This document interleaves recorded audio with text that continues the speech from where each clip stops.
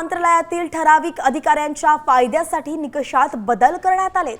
उपसचिवांमध्ये संताप यामुळे व्यक्त केला जातोय। न्यायालयात जाण्याचा इशाराही उपसचिवांनी दिलेला आहे। भारतीय प्रशासकीय सेवेत म्हणजेच IAS मध्ये बिगर नागरी राज्य सेवेतील अधिकाऱ्यांना म्हणजेच नॉन SCS या नियुक्तीसाठी गुरुवारी काढण्यात आलेल्या शासन निर्णयावरती मंत्रालयातील उपसचिवांनी संताप व्यक्त केला आहे। हा शासन निर्णय बेकायदा असून या संदर्भात महाराष्ट्र प्रशासकीय न्यायाधिकरण किंवा उच्च न्यायालयात दाद मागण्याचाही इशारा देण्यात आलेला आहे। थेट जातोय आपले प्रतिनिधी गणेश कवडे आपल्या सोबत जोडले गेलेत। गणेश, उपसचिवांमध्ये संताप नेमका काय कारणाने?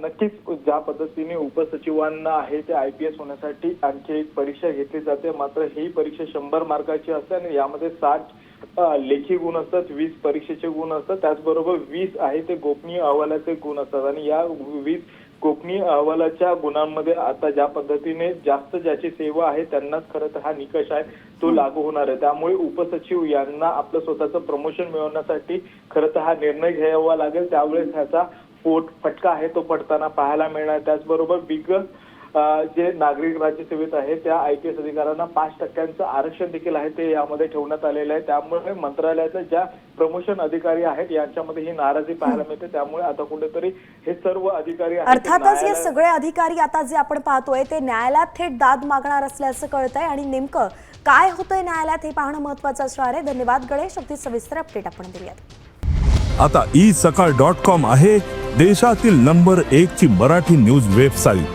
प्रत्येक अपडेटसाठी isakal.com ला नक्की भेट द्या।